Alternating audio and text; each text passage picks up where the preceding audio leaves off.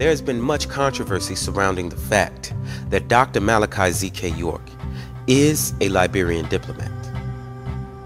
You have even had people call the Liberian embassy here in America as recent as 2015 to attempt to refute the fact that Dr. Malachi York has diplomatic status. Because I used to be a follower of Malachi V. York in America. And he, if I don't know if you're aware of it, I'm pretty sure y'all probably got calls about it. He was arrested in 2002. And they saying that he had some type of connection to Liberia, and that Wu-Nuwaup been saying this for a while.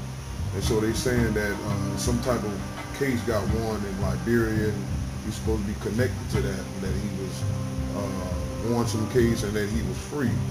And so I'm trying to figure out exactly what's going on here, because it's... No, when you say he was free where? Is he in detention in Liberia? I mean, it's hard to tell, because last time we checked, he was locked up in Colorado in the U.S. So... If he's still locked up in America, he's still here. And this name, I don't know him personally, but we've heard of him and his activities. But the facts remain.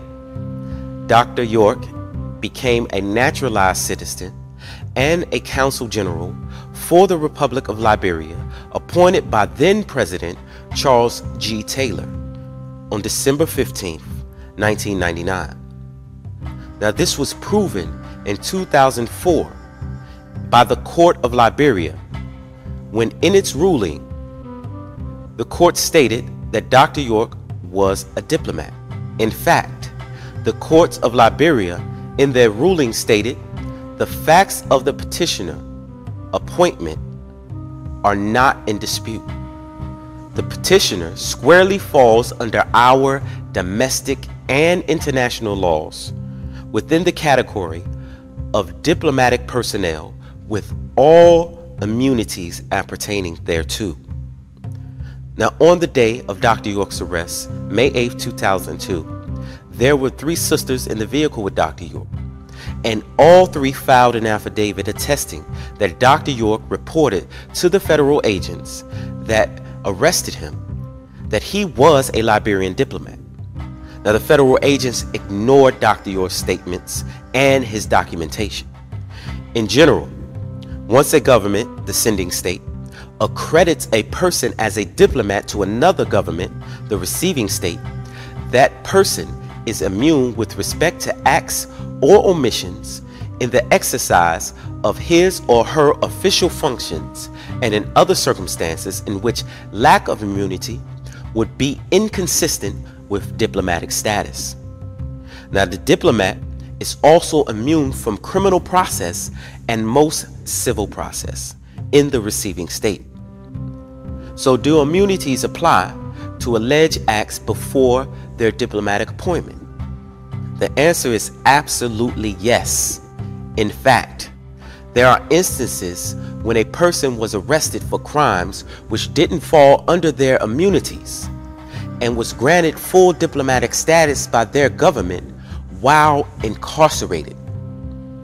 At the moment when the sending state granted them full diplomatic immunity, the government which held the individual was forced to acknowledge that immunity and let the individual go.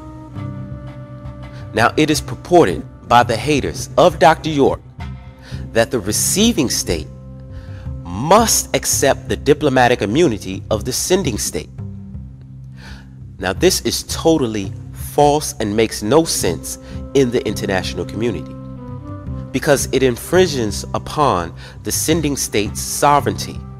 Case in point, on December 11, 2013, Divyani Kabrogade, then the Deputy Consul General of the Consulate General of India in New York City, was charged and arrested for a number of charges, including visa fraud.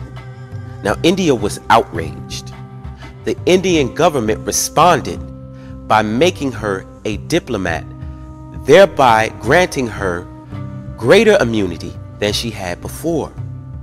Now, the United States futilely requested that India waive Dr. Kharboghati's immunity.